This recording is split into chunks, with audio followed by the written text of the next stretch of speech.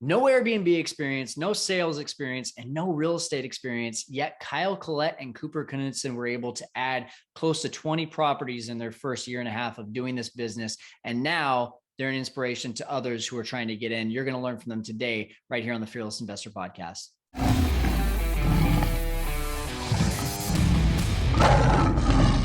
Welcome into the Fearless Investor Podcast and YouTube channel. You're listening to me, Kyle Stanley, and I'm really excited today to talk with Kooper and Kyle. They're actually one of my very first students when I got into educating others on how to be able to do this. And I can tell you guys, this was not an easy path for them. They did not have a refined sales pitch. They did not have the experience of how to be able to underwrite the deals or to evaluate markets. They definitely didn't have the sales experience or the short-term rental management experience. They didn't have any of it, but they had a really strong reason why. And that's what you're going to learn today, is that Kyle especially had a really strong reason of why he wanted to get into this, why he wanted to help others, why he wanted to do it for his family. And that has really pushed them to be able to find a ton of success in this business in a short amount of time. So with that, we want to really dive into this topic, but I also want to make sure that you are set up with Price Labs. If you haven't already set yourself up with Price Labs, you need to, and all you need to do is go to fearlesskyle.com/Price Labs. From there, you can get a free 30-day trial and an onboarding call with their team to be able to set up your properties and know the best way to optimize your pricing. We're talking higher occupancy, higher rates, less time spent on your calendar. It's a no-brainer, and you can do it for 30 days for free. There's no better way out there to test something out than a free trial, right? So go do it. Again, fearlesskyle.com/Price Labs. But for now, we're going to get to it with Kyle Collette and Kooper Knudsen talking about their incredible story of really just perseverance right here on the Fearless Investor Podcast. Hey, everyone, welcome in. We're here live on Airbnb Masterminds with two guys that are close to my heart, because literally one of the first students that I ever had in short-term rentals and in the Airbnb space, Kooper Knudsen and Kyle Collette out of California here. And I'll share the story here of how we met in a second, because it's just, to me, like, that's even crazier, the whole story behind it. But I want to get started here and talk about your guys' success. I want to talk about really something unique that both of you bring to the table. You were able to jump into short-term rentals from an arbitrage side, but as soon as you got some of that, proof of concept, a lot of people started asking you, hey, how can we partner with you? And I think you've got some really unique deals that are going to provide a lot of value. For those of you that are listening right now, make sure that you get some questions ready. I know you're going to have some, especially with this really unique idea of being able to create more net worth with other people's money through the Airbnb model. But guys, what do we got? Craziest Airbnb story. Who's got it for me? I'm going to let Kooper take this one because I feel like he already knows. I think we got different ones now. I think we have much different ones now. Mine is the Breckenridge AC fiasco. Oh, yeah. Let's hear it. Okay. So we basically get an insurance client that was staying there for about 2 months. They signed a lease. They signed everything. Pretty much right as we're leaving for Breckenridge, the AC goes up. So we have someone kind of look at the electronics, and the AC is still out. So we go and get a bunch of portable ACs. We're like, we'll be able to buy our time, just get the place all taken care of. We try and go through home insurance, and from home insurance, home warranty. Okay, yeah. There we go. Home warranty. Home insurance is much different. Home warranty, they like to jerk you around. We've dealt with them before. And since we're in a very hot climate, we get to claim that it is extreme heat and it is an emergency. Okay. Plus, at the time we had when the person who signed the lease was over 65. So therefore, it's an elderly person. So, but we hook up all this equipment to we hook up all these extra portable AC units to all of the outlets and all the rooms, so the place should be cool. Again, home warranty is taking their sweet time on all of this. You have to run through their contractor, and you basically have another 24 hours. I'm calling them pretty much every day. Until the end of this process, I didn't get any direct US line. So it was all just calling overseas, waiting about an Yeah. hour to talk to somebody to basically say this isn't acceptable. But again, we had all the portable AC units. Then we had too much power on the actual breaker system. Oh no. So at that point, it was like, what do we do? Do we change the breaker? Do we do this? Do we do that? And then the toilets decided to flood. What? Yes, the toilets flooded Oh, literally like a day or two after we're trying to figure out the breaker situation. They're turning it on and off, but the both bathrooms back up in flood. So when what it rains, it happened pours. when it rains, it pours. I think it Yeah. was honestly a blessing, which I'll break down a little further. But what happened was the tree roots grew into the pipe. It's right along the street. They grew right in.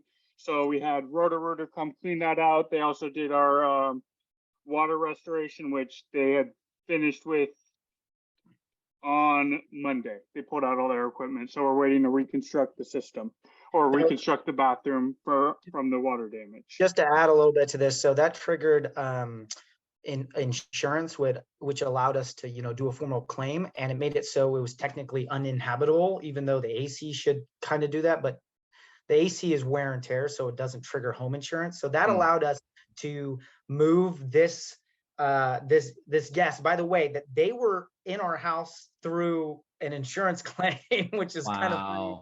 Yeah. They're in their house. So we basically now we're able to trigger our insurance to displace them to one of our other open units that we were able to block off. So and Kooper just killed it with the guest communication and gave us 5 stars through the insurance third-party agency still, even with all these issues. So it was just like the most insane thing. And I think we're finally they've been back at the house for a bit, but we were still finishing up some stuff. They were just really happy that they could continue using the pool. So that was like, yeah, you can continue using the pool. Oh my gosh. Yeah. So wow. Wow. Well, hey, you guys, the important thing is you found a way to get all that solved. And that's the advantage of having multiple properties. So you can actually go in there and reassign them. So guys, really quickly, before we jump into your story and how you were able to build your portfolio, give us a quick snapshot of where your portfolio is today. How many units, where are they located, co-hosting, arbitrage, ownership, just a little bit of a breakdown in 20 or 30 seconds here. Yeah. So basically right now we're at a total of 15 units. So that is within 10 properties. Arbitrage, we have 3 arbitrage properties, and then co-hosting, we have 4 co-hosting deals. So, and then that basically leaves three owned properties. Okay, cool. So, and those 3 owned properties, are all of them the multi-unit version? No. So the one that we were actually just discussing that has 2 units. And then another property in Oakhurst that I have equity interest in has 2 units.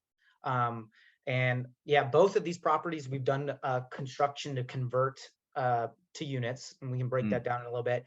And then I also do have my personal property that I purchased in Colorado. So I nice. I use that in the count, but yeah. So 3 different markets, 15 properties, Fresno, Colorado, and Oakhurst. Is that right? Yes. Awesome. Well, I want to hear the struggle. Let's go back to the very beginning. First of all, why did you guys decide to get into short-term rentals? What was like that aha moment of like, this is where I want to go? And give a little bit of background on what you guys were doing, and Kyle, what you're still doing today as your full-time jobs. Yeah. So let me go first here, Kooper.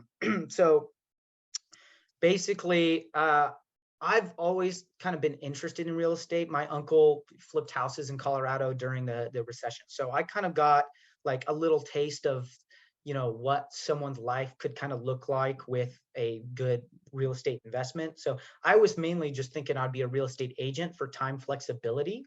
That was kind of like, I've been kind of over my engineering job for quite a while. So I'm still working full time as an engineer.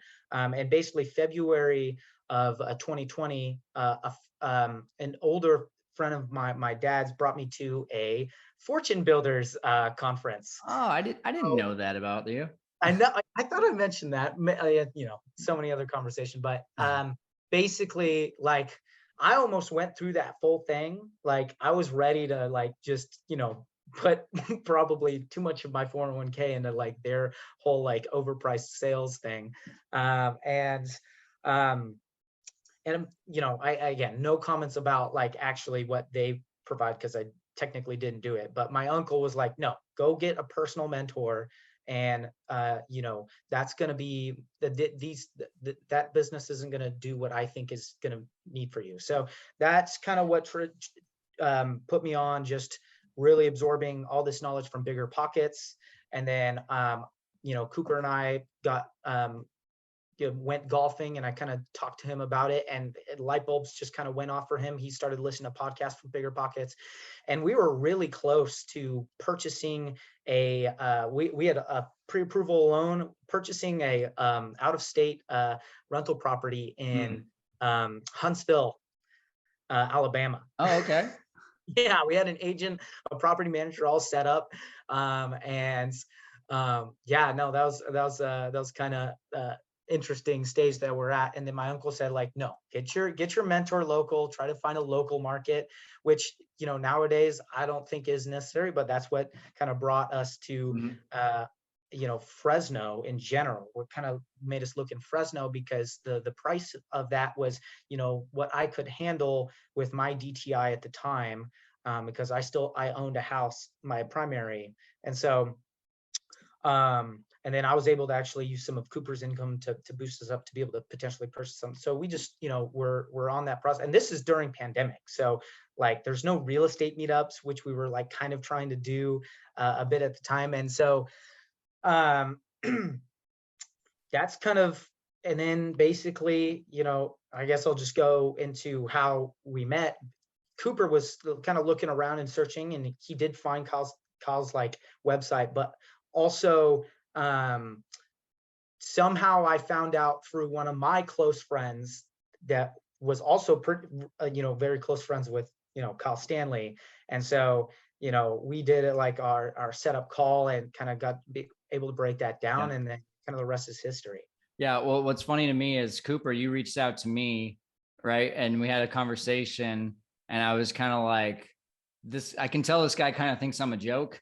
Like, I remember you being on the other end of the phone being like, so how can you help us? And I was talking to you, and you're like, okay, interesting. And then I get a call from Kyle like 2 weeks later, and he's like, hey, you talked to my business partner Kooper last week. And I was like, oh yeah, I didn't really think I'd hear back from you guys. And he's like, well, I don't know if we were gonna reach back out, but then it turns out that I'm really good friends with Natalie, and you said her name, and I was like, how do you know Natalie? And she lives 3 hours away, and you just happen to be really good family friends, and I helped her in a different business from a different life, and like, just crazy how things kind of come back around. But you guys really in the beginning, and I want to ask this question especially to Kooper, you guys in the beginning, we started kind of working together, and I was showing you the ropes, but it was not butterflies, unicorns, rainbows right out of the gate. What was that like in the beginning? So in the beginning, we were originally located at a Gilroy, which is South Bay Area. Fresno, which is the market we decided to go in based on home value prices and the Airbnb prices and what we could truly afford, along with their willingness to be an Airbnb market. Like, the Bay Area has very strict rules, and right, you have to jump through a million hoops to get even in Airbnb good situation in the Bay Area. So I was honestly commuting back and forth some days, 2 hours each way, to go and give pitches. And what had happened was I got to a point where we started keeping me there for a week so I could do more pitches. At the time, we didn't have as straightforward as a process we do now to identify properties. I was taking pitches with anybody. I would take it with the low-level person at an apartment complex. Okay. And those meetings, honestly, gave me some tools down the road. So they weren't a waste of time. They allowed me to practice my pitching. Up until recently, I would describe myself as a poor salesperson. I think that's a bad mindset to be in. And ultimately, you need to have confidence in yourself, confidence in the information you're doing. So knowing your information and then knowing how to respond to questions with other questions is a good strategy for that. But so kind of back to where we were at, we were in Fresno, and I was probably going back and forth between Fresno and Gilroy once to twice a week at least. I'm also working a part-time job at this point. It's on and off with COVID. I work at a casino, really flexible hours, and I quite literally have worked there once in the last 5 weeks, and they're just like, okay, when can you work next? Nice. So it's a very flexible job for me in that sense, but I was kind of going back and forth. I was trying to figure out this situation, and we had our breakthrough. We had scheduled. Kyle was like, I got a free Friday. Let's go down and do pitches together. And it was quite literally our last pitch of the day. None had gone too smoothly, and we were like debating: do we go? Do we not? The guy was on Facebook Marketplace, had the house up. He said it was for his mom, so we didn't even really know what was going on. We're like, do we do this? Do we not? Call it a day, because this is like 5 p.m. at this point. And we said, let's go do it. And it really just comes down to finding that right person, talking to decision makers. She was the decision maker in the family. So we were what ideally she was looking for. She was looking for a person for 1 year, and she was going to sell the place while we were still there, and they were going to put basically a bunch of apartments and condos on the property. So it was a very big property. It was out in the edge of town, but it worked out great. It was exactly what we needed to really get our business rolling. It was a 4-bedroom, hadn't been truly updated since like 1970. Wow. Okay. So I guess the big thing that I take away from this is you were driving sometimes 4 or 5 hours a day, going back and forth to try to do some pitches. They were not going well. At any point, were you guys just thinking, man, is this the right industry for us? Is this the right fit for us? Like, what was some of the negative talk over here in the back of your mind? Yeah, the negative talk was, number one, at that point in time, I thought I was a terrible salesperson. Like I don't ask the right questions. I say and I just like try and give them the answer I think they're looking for, rather than trying to present different options. But the negative talk was pretty much always there. It was, are we ever going to get a place? All we need, but the one thing that kept us driving, all we need is one place. That's all we need. We need one yes. And like talking to other people like Lame, for example, he said he had 26 no's before he had his first yes. And that dude can sell almost anything, in my opinion. Yeah. So like at that point, like I think my number was around 40. Yeah. Like, there was a lot of no's. There was just, and then it was just like, I'm paying, not compared to now, not so much in gas, but it was like, I'm paying a lot of my time. I'm just burning the midnight oil trying to hit all these meetings and trying to schedule people who may not even want to hear from us, or we're not talking to the decision makers. Yeah. So one thing I definitely learned from doing those pitches is to talk to decision makers. Yeah. That's the number one thing I can emphasize, is the message is not going to get brought to the decision maker clear from whoever you talk to. Yeah. So if you can try and get their contact information, whatever it is, try and get in that decision maker's ear rather than have a representative of theirs tell them what's up. Yeah. Well, I want to get to some other learning lessons along the way here, but I just want to commend you guys. And I also want to use this. This is part of why I wanted you guys to jump on and be on the show, because I think a lot of people in their minds, right, they hear about this really simple idea of, wow, I can lease and then sublease on Airbnb, and I'm going to be the best tenant because I don't bring all that baggage that other long-term tenants have. I can fix things right away. I can pay rent on time. I'm not going to be a squatter, yada, yada, all these things, right? But then we get no's, then we get more no's, and we get more no's. And most people that I talk to, they say, I've gotten way too many no's. I don't know what I'm doing wrong. First question I ask is, how many people have you talked to? How many landlords have you talked to? Answers usually between 3 to 5. You guys talked to 40, literally talked to 40 managers, leasing agents, property managers, homeowners before you got your first yes. I've heard of over 100. The big difference that I see in you guys versus the people that are like, hey, we're just trying it, is that you didn't want to make this business work. You needed to make this business work. Kyle, I know that, at the time, and I want to, in fact, I don't even want to give that answer. What was driving you, Kyle, especially to jump into this, that made you say, hey, we've got 30 no's, we got 35 no's. It's okay. We're going to keep on going. What was driving you at that moment?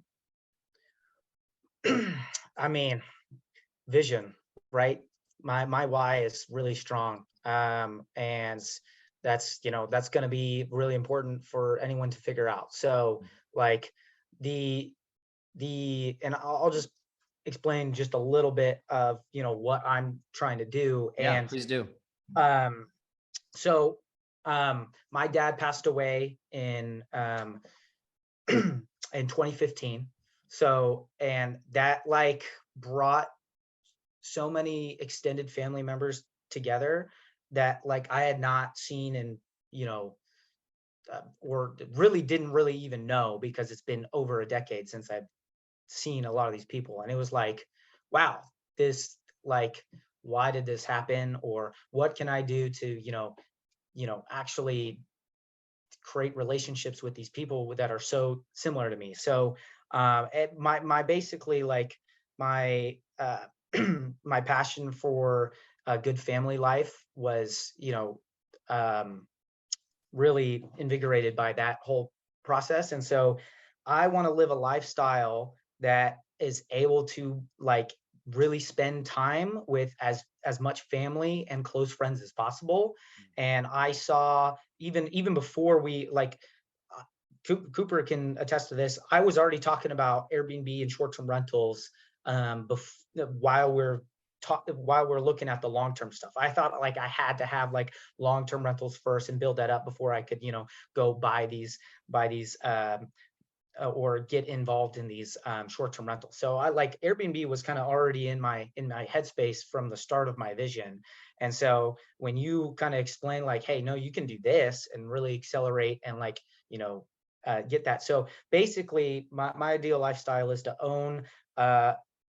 own basically short-term rental properties in all the locations that I have close family and friends, family priority, and be able to spend, 1 to 2 to maybe even 3 months in those properties, and like, just foster those relationships, and even help them with,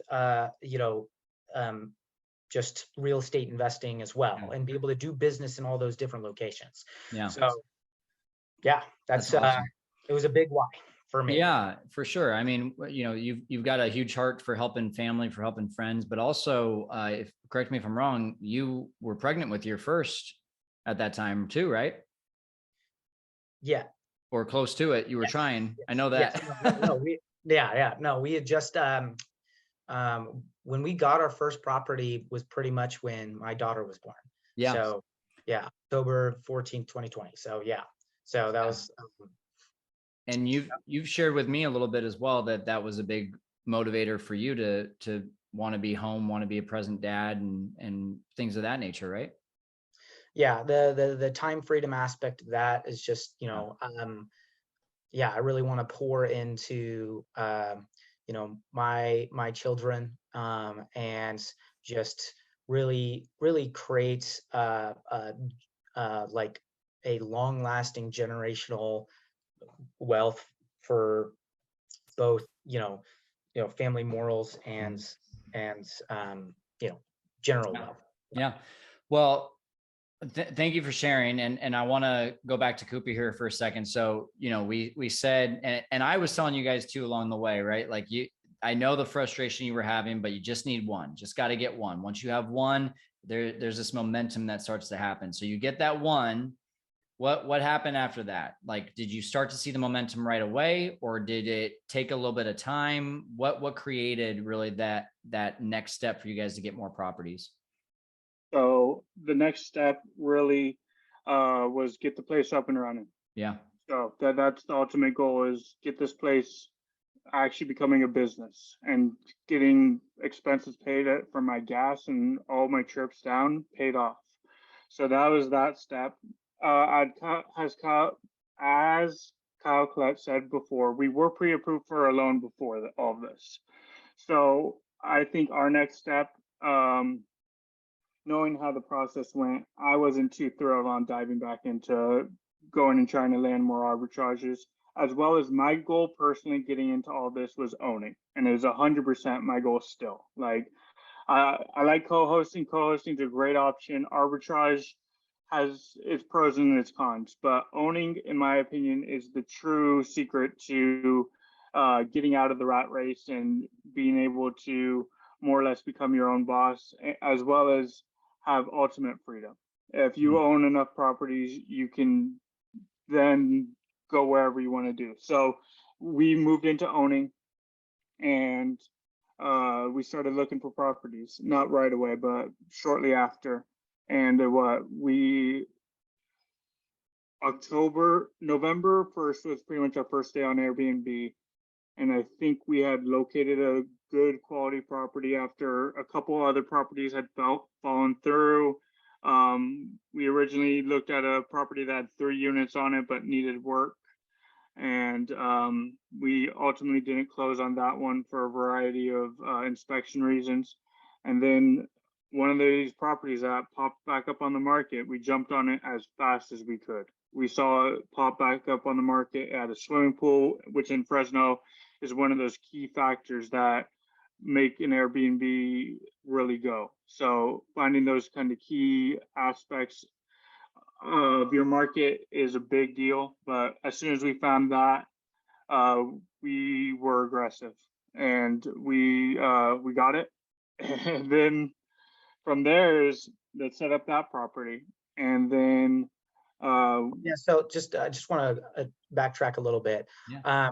So this property, we were actually we were discouraged by all the pitches. We had started to move towards like, well, how else can we kind of work on getting a property? We're still, it wasn't like a pivot. It was more of like, let's multitask here a little bit. It's still, some of the same focus, so of short-term rental, but I was doing a lot more analysis, and like, being able to have that cross-checked with Stanley as our mentor at the time, it was giving me a lot of confidence, like, okay, we can get this. And so I talked with my my sister about kind of what we're doing. And so we got her kind of like, and one of the big things, and this is kind of like where my a lot of my other education that I was doing besides just focusing on short-term rental, that was very helpful, was like, I understood that like your DTI resets after that the property's been producing for a year. And one of my sister's biggest concerns that I was able to kind of meet was like, she was able to qualify for purchasing a property, and I like showed her like, here's the overall deal, and just kind of laid out the numbers. I just basically showed the analysis and showed what we're looking at, and she was just kind of on board. Very loving sister for sure. But basically, we were able to structure that and get her to just like, okay, here's I need to be able to buy my primary next year. Like that's my plan. And I was like, I know that we can make that work. And I'm very happy to say she did buy her primary occupancy in February. So we were able to, have that income producing asset. and that was structured. But while we were doing that, right, as I said, I still had room for my loan. I'm actually not on the loan for that purchase of that Okay. property Okay. because we actually purchased it as a primary occupancy, and Kooper is on the loan. And so my sister was a co-buyer, co-buyer on that. And so, just with all the different resources, as well as like I had a family member that was in the mortgage business, all that additional like education was allowed us to have the confidence to really, go into that purchase and do that.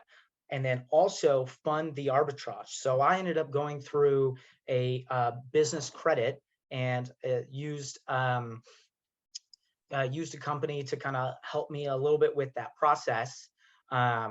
Definitely have a better idea of how to do it by myself next time around. But that, I was able to qualify for business credit and be able to kind of fund all the furniture purchase for the arbitrage, as well as ended up using it for the basically purchase of the primary occupancy as well.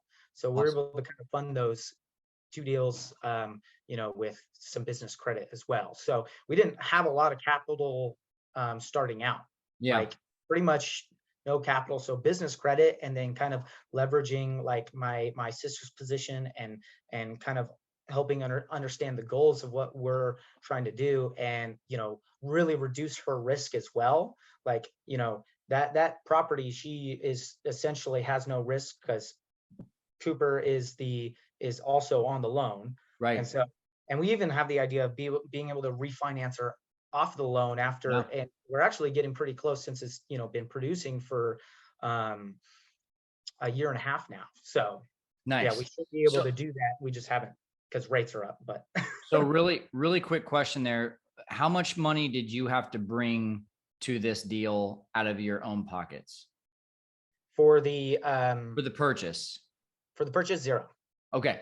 So you were able to use a primary residence because there's multiple units on this property. So Kooper lives in one, and then you do an Airbnb out of the other unit.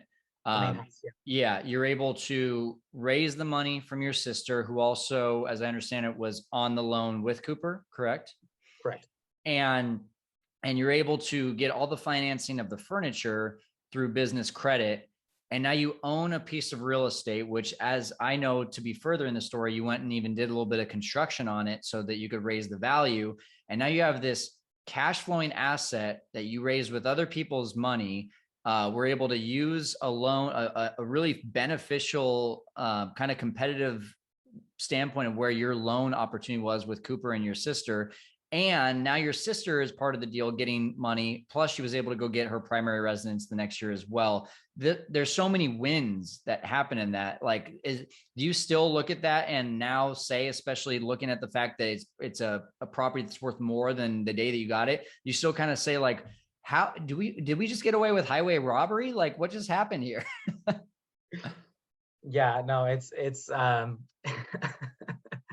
it's definitely kind of crazy, but when you create those wins and just like have built those relationships, because I might not have had a good relationship with my sister. Yeah, my sister, but like we we have been fostering that relationship for a while, and she's sees what I've been able to just generally produce in other parts of my life. Because technically, we didn't really have the proof of concept at that point when we got the property under contract.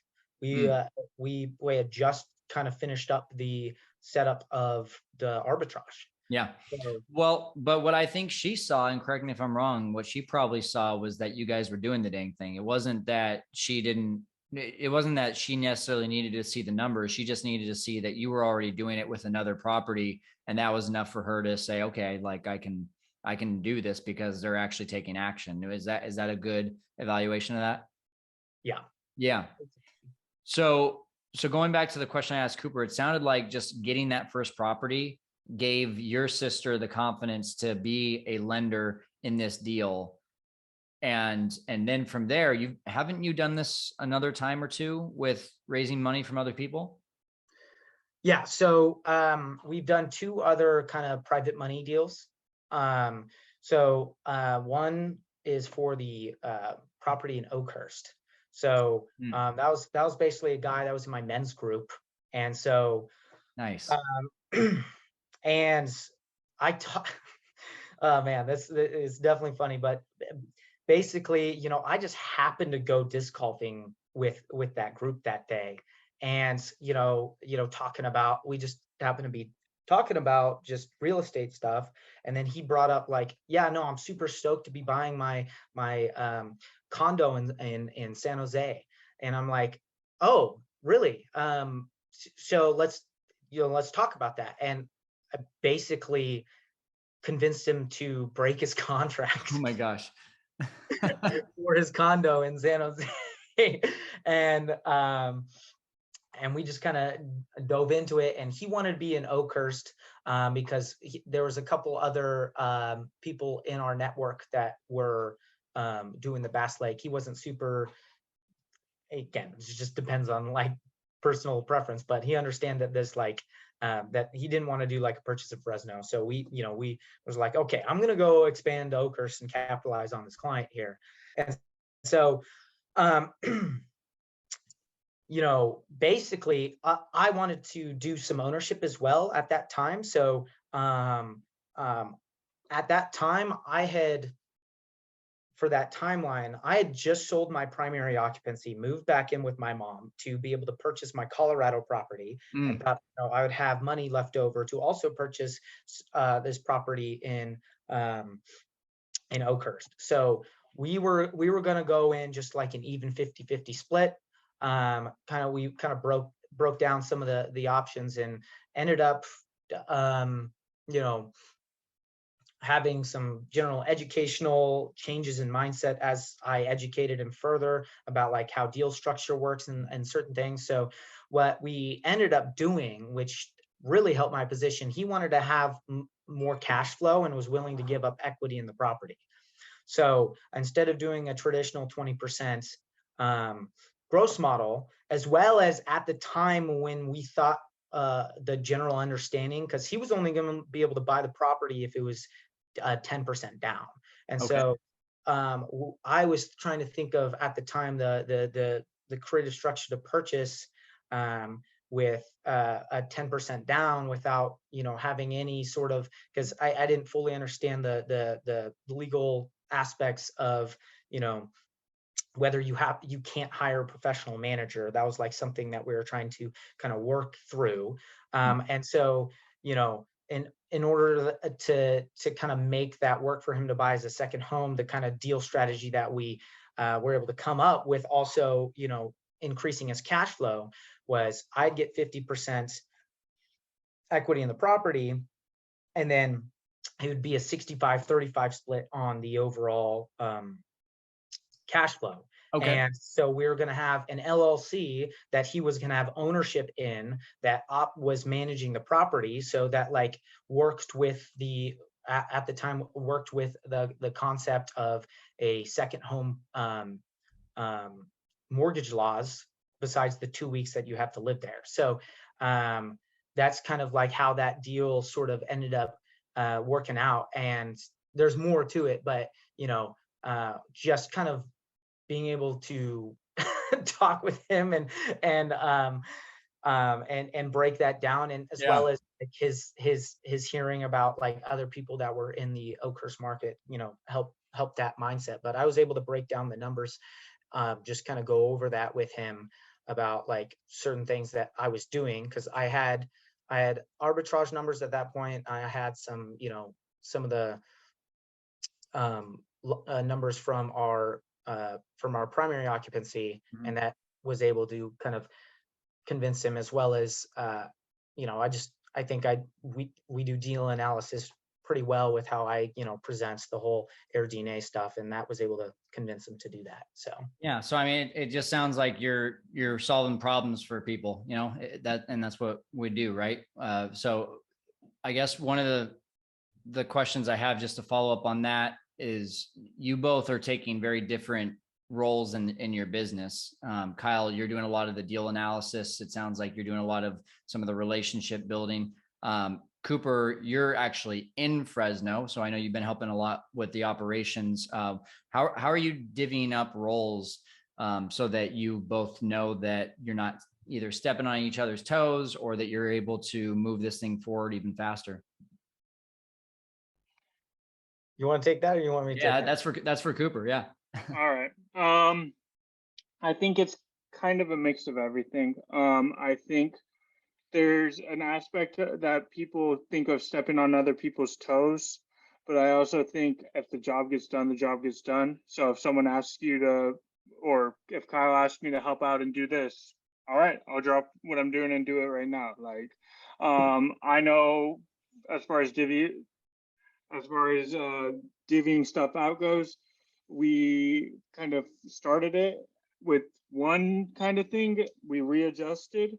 Like, I handle everything in Fresno. Anything that's in person, involves the units, is my responsibility. So there's certain aspects of that where it's cleaners. I handle the cleaners most of the time. But as we started to grow, we've been able to get VAs and have them take a lot off our plate. Like messaging at the beginning, I can speak really well, I believe, but when I'm texting, I'm dyslexic. So there's mispronunciations everywhere.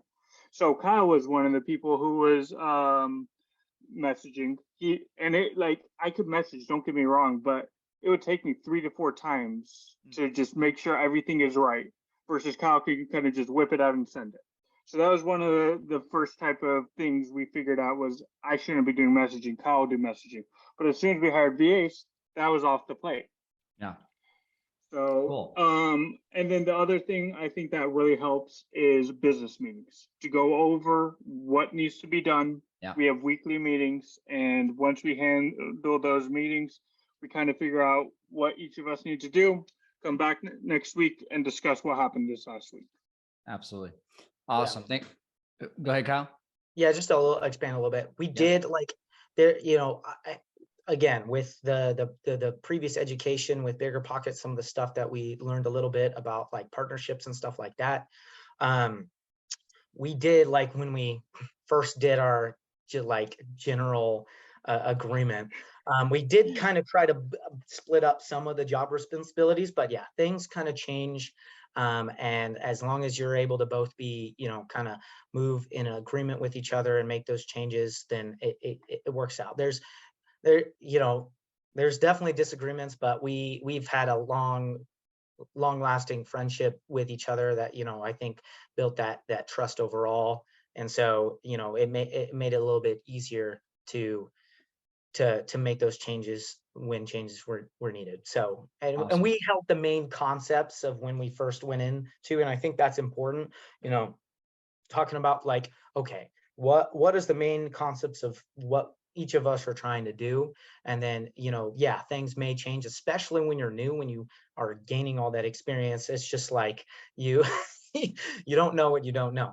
So yeah, absolutely. Absolutely. Well, guys, we're getting towards the end here. If you have any questions for Kyle and Kooper, please make sure to comment here. We can get them in there. But I've got 2 questions before we wrap up. First of all, looking back to where you started, I believe it was December 2020 is when or right around then, the winter of 2020 was when you guys were kind of just getting your feet wet. Now you're at 15 units. Talk about just the idea of this. You mentioned having me as a mentor. Why was it that straight from the get-go you were looking for a mentor rather than just saying, hey, I want to go and just make some mistakes on my own and figure it out on my own?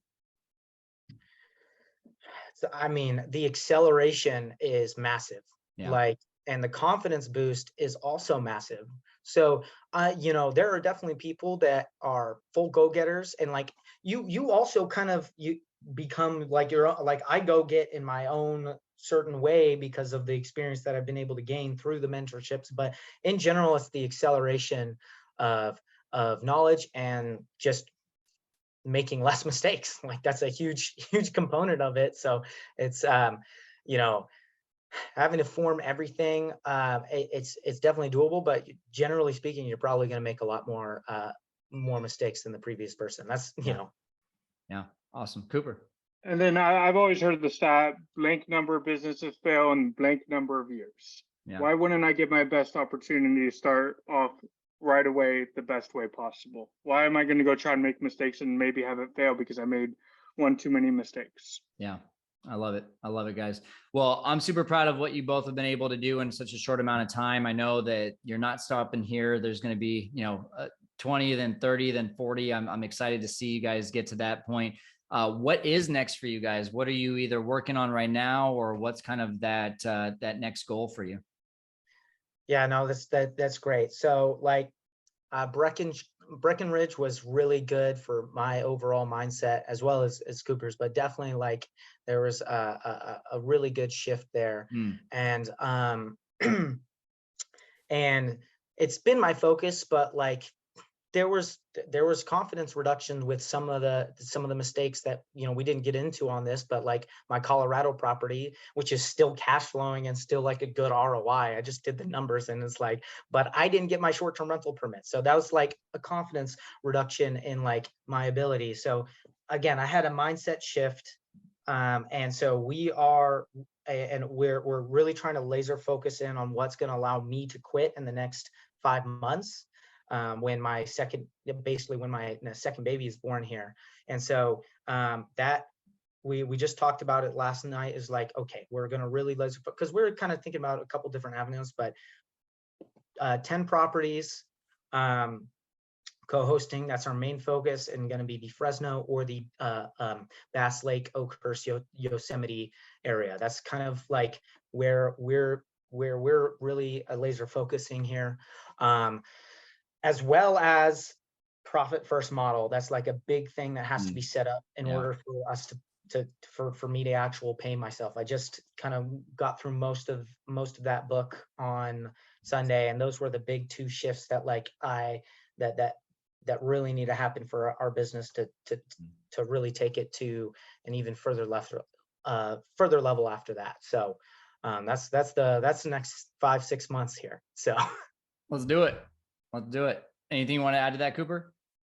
No, or I can add a little bit, but again, the goal is to get more properties. The other aspect I want to go over briefly is going back to our internal networks. I think that is a very viable spot, and we have a relationship with most of these people rather than co-hosting with people who are like, they don't know us as well or whatever.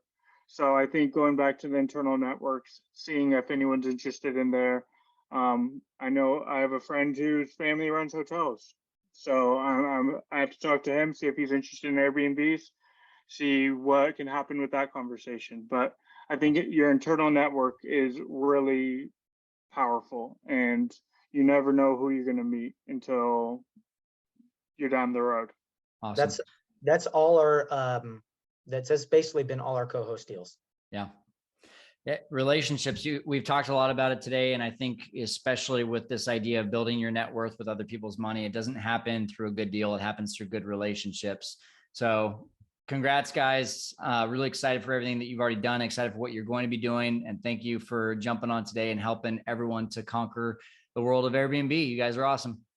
Show notes for this one, fearlesskyle.com/smooth Water Properties. That's the name of their business, Smooth Water Properties. That's going to get you to our show notes on this one so that you can recap everything. You can listen to it again. And what I love about their story, once again, is it's a strong reason why. Anytime we talk to anyone in this business who's trying to get into this business, one of the first things we ask is, why do you need this business? And if it's a want, we find that most people just don't have what it takes because they don't have a strong enough reason to get through that rejection, to get through those no's, to get through the obstacles that come with doing a short-term rental business. But if you need to make this work, that's what's going to make you successful. So if you're serious about getting into short-term rentals, just like Kyle and Kooper did, they use me as a mentor. You can do the same thing. All you have to do is comment on this video, 6FF, or if you're listening on the podcast, or even if you're on the YouTube channel, go and email me, info@fearlesskyle.com. info@fearlesskyle.com, put 6FF as the subject line, and we can have one of our team members reach out to you and talk about what we can do to help you get started in this business and take it to 6 figures and beyond, just like Kyle and Kooper have done, just like a ton of our students have done. And they've done it, most of them, in less than a year. All you have to do, once again, email me, info@fearlesskyle.com with the subject line 6FF, and we can help you out ASAP. That's it today for the Fearless Investor Podcast. We're helping you to conquer the world of Airbnb and short-term rentals. We'll see you again.